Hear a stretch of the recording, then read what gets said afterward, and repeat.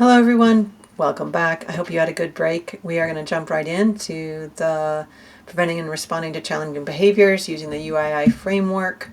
And this first page is just a reminder of everything that we just learned. So this whole packet is meant for you to keep and to use and be reminded of why we're actually thinking about capacity, motivation, and skill, and what that has to do with creating a behavior plan that actually works for youth. At the top of this page are the reminders about what motivation, capacity, and skill actually mean. And then our example. So we're going to get started. So this first part, we're going to go through one kind of case study and together, and then I'm going to ask you to go and do one on your own with a group or a partner. So first thing, we're going to begin with our understanding. So here's Mary. Mary is a 5th grade student who enters her homeroom period 10 minutes late. As she enters, the teacher, Miss Brown, notices Mary's shirt is inside out and her hair uncombed. Mary does not look at Miss Brown as she hurries to her chair and immediately puts her head on the desk. Miss Brown rolls her eyes and pauses the instructions she's giving the class for the warm-up activity in order to greet Mary. Mary does not respond. Miss Brown raises the volume of her voice and greets Mary again. No response. Once the rest of the class has started the activity, Miss Brown takes a deep breath. Good work, Miss Brown. Comes over to Mary, lowers to her level. Good work. Greets her again, gently explains what she's missed, and invites her to join in. Mary does not answer.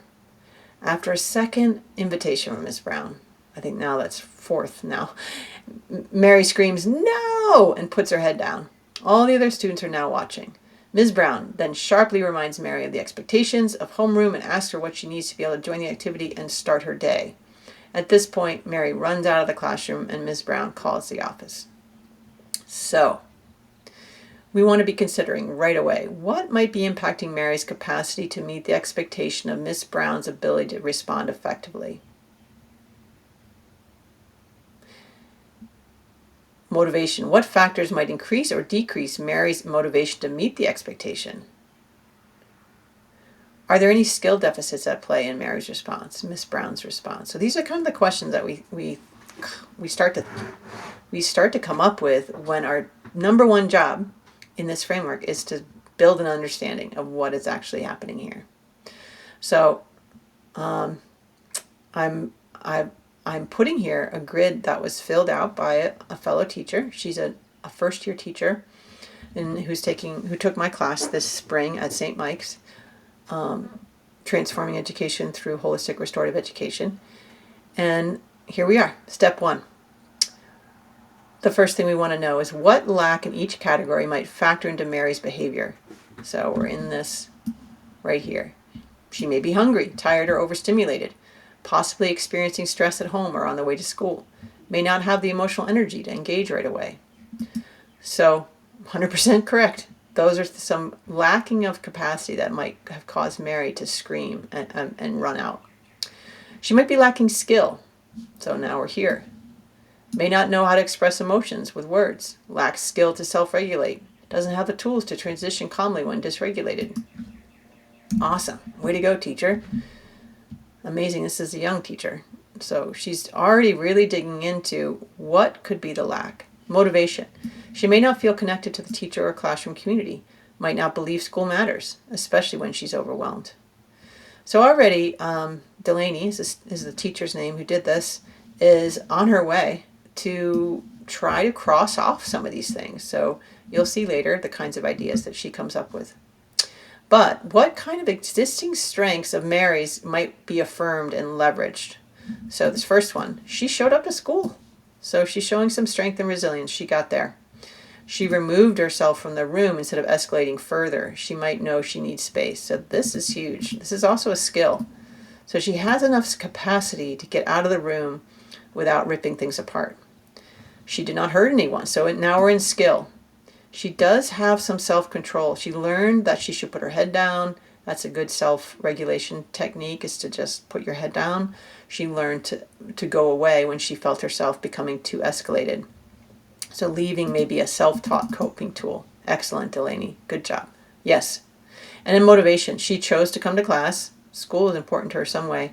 There may be someone or something at school she values. So given this, we're going to move on and try to learn a little bit more about Ms. Brown. So now we got some understanding. This is the understanding step. We're going to move into awareness. Explore the awareness Ms. Brown should bring to the situation. So what might be happening in Ms. Brown's nervous system when this behavior occurs? Ms. Brown's amygdala may be activated, interpreting the behavior as a threat or defiance, especially in front of other kids, right? Who out there has been humiliated by a student? Me. It's very, very hard to stay cool when a student does that. She may enter a stress response herself. Absolutely. She may feel disrespected or helpless, triggering her own emotional dysregulation. 100%. This is number one. It is so hard to keep yourself calm when a student is dysregulated. So it does not mean, let me just pause here. Keeping calm does not mean you're rolling over and taking it. Okay, very, very different. Students has said to me, F off. I can remain calm and say, hey, that is not an okay word to use with me. I'm going to talk with you about it later when you calm yourself. Right now I need you to go and take a walk and come back when you feel regulated. I know you. We've been in class for a while. I know we can work through this, but that was not okay. So that's a restorative response that has authority, but it has relationship as well. That's that care and accountability that we've talked about over time. So next, what are some knee-jerk judgments and assumptions Miss Brown might make about Mary and her behavior? Brainstorm the biases, beliefs, identities, positionality that might be at play for someone responding to Mary's behavior. So these are some things that she might say in her brain, or knee-jerk judgments. She's being disrespectful. She doesn't care about school. She always causes problems. She's trying to get out of doing work. She's not listening to me on purpose. These are great. I think these are so representative of true what happens to us in the schools, especially when we have a student who's just misbehaving over and over and over and over again. So catch yourself. Don't beat yourself up, but say, that's actually not helpful. It may be true, but it's not actually helpful to getting the student to change. Imagine a friend or partner saying such things. You never do the dishes. No, it's not helpful. So here are some biases or beliefs that Delaney guessed might be there. Belief that students should comply immediately or show respect. Possible bias against behaviors that look defiant. Cultural differences, possibly. In emotional expression. If Miss Brown sees herself as an authority figure who must maintain control, her identity as a teacher may feel challenged. Wow, Delaney, excellent answer. Yes, it can be deep. Personal experiences with disrespect may color her interpretation of the behavior. Yes, some kids grow up in households where they swear at each other all the time. Grandma tells little Mary to F off, and it's a form of love. We got to remember that the context changes. So, So that's a perspective that this is the awareness step. Understanding awareness. And then this is the last bit of the awareness part. What capacity, motivation, or skill might Miss Brown strengthen herself so she can better support Mary? So this is the part that's hard sometimes. We got to sometimes do some work ourselves to be able to meet a student where they need us to be. So she's checked off all of these things. Better communication skills, increased mindful awareness, better self-regulation skills, more trauma-informed knowledge, more equity knowledge, stronger relationships with parents, more relational support. Miss Brown could strengthen her own capacity, skill, or motivation by practicing self-regulation tools, such as breathing or pausing, reframing her mindset to view Mary's behavior through a stress lens instead of a disrespect lens. So Mary's stressed. She's not disrespecting me. She's just stressed. Building a relationship with Mary during calm times, finding shared interests, greeting her family. So that would support motivation. Seeking support from colleagues or a behavior specialist to co-create strategies. So this is beyond my skill. So an awareness Miss Brown might find is this is out of my element. I got to get some help. Reflecting on her own biases and exploring culturally responsive practices. Learning more about trauma-informed approaches and the impact of adverse experiences on behavior. So these are really textbook ways that Miss Brown could support her, the lack in herself, so that she can better support the lack in her student. So just in this example, this one, maybe Mary is not motivated to do what Ms. Brown says because she doesn't have a strong relationship with her. That's motivation. So building better relationship. Skill, I would say skill is a big one here. Like, how are we going to help Mary understand what her procedure is coming into the room so she can get her needs met? And that includes Ms. Brown's skills in making that happen. Like, what do I need to do for a student like Mary to feel comfortable moving into the space, getting herself settled, and joining in, instead of like immediately expecting, get to work. Okay. So what intention might Miss Brown develop? Given our understanding and awareness, what intention could Miss Brown develop to strengthen Mary's capacity, skill, and motivation? Consult 3 kinds of behaviors and how to respond and other learning if needed. So what are your ideas to build Mary's capacity, Delaney? What brain-aligned strategies from our resources can the team use throughout the day and in the moment to decrease stress, build capacity, and empower the student to develop more pro-social ways to meet their needs and or decrease their stress? So Delaney's answer was reduce stress by offering a calm environment where Mary feels emotionally and physically safe. Use flexible pacing. Allow Mary time to enter the classroom without pressure, reducing the sense of urgency. Excellent. Encourage breaks to allow Mary to manage her stress when she feels overwhelmed. Provide predictable routines. Knowing what comes next in the day can offer a sense of control and safety.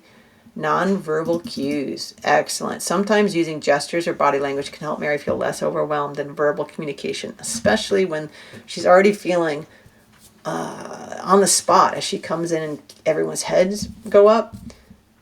So Miss Brown waving and then just pointing to her desk, smiling, huge supports. Just a tiny tweak to Miss Brown's behavior, noticing that Mary doesn't like to be the center of attention, and just making that small tweak of a nonverbal cue can make all the difference. It's quite remarkable.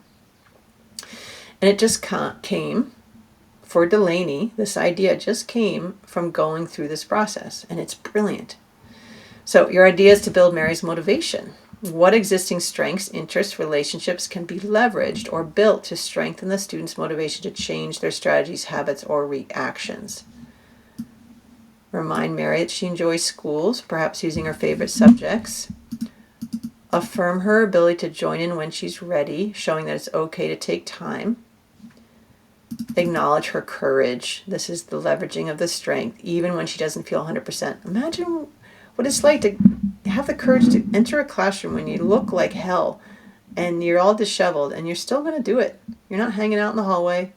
You're getting to class. So that's a big deal. Involve her in decisions, giving Mary small choices throughout the day. That flexibility in choice is huge for students who have trauma or chronic stress. Last one, your ideas to build Mary's skills. Given the student's learning style, capacity, and existing strengths, what is the best way for them to learn or strengthen the skills they need? Emotional learning. Provide opportunities for Mary to learn and practice self-regulation and communication skills in small groups or one-on-one. Role play. Using role play can help Mary learn how to manage difficult feelings and practice communication when she's overwhelmed.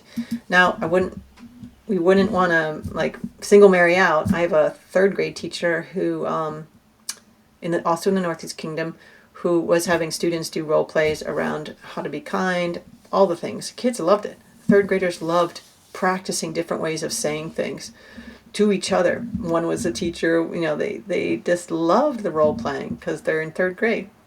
And they were challenging kids. They were very cruel to each other. And they got a lot of progress out of doing this fun role playing. So, little pro tip. Modeling calmness. Miss Brown can demonstrate and guide Mary through breathing exercises or other calming strategies during difficult moments. Absolutely. That is a great one. Positive reinforcement, recognize small steps like staying in the room for a few minutes or engaging briefly with a task to build Mary's confidence and skill in staying regulated. So in that instance, Miss Brown is kind of lending her her skills in doing that. There's another example. So that's Mary's worksheet, and that we've been having trouble with Mary on and off. Let's just pretend for a while. And the group's gotten together and we've done this worksheet, and it's led us to some really good ideas on how to help Mary help herself in these behaviors. And so what you have here is a student behavior worksheet for team problem solving that leads you through the same steps to come to some strategies. Now, I want to pause here just to say that sometimes, like I had a student at Centerpoint where I felt so beat up by him in particular, not physically beat up, but like that I needed a break from him, and that can be hard in a school. I actually got that break from him because I was triggered by my own past trauma, by his behavior and his words, but this is where we need to really think about how we're going to support each other, tap in, tap out for teachers, and really recognizing our limitations. So if we're coming to this worksheet as a team and we bring up the student's name and we're going to work on this, and you just get snarky and you find yourself labeling, and it's time for maybe a break from thinking about it, because this takes a lot of compassion sometimes to do this work. So thank you ahead of time. Thank you for all your listening. And I hope that some of this is really helpful to you. I know it has been for some others. And please reach out with any questions. All right. Thank you so much. Take good care.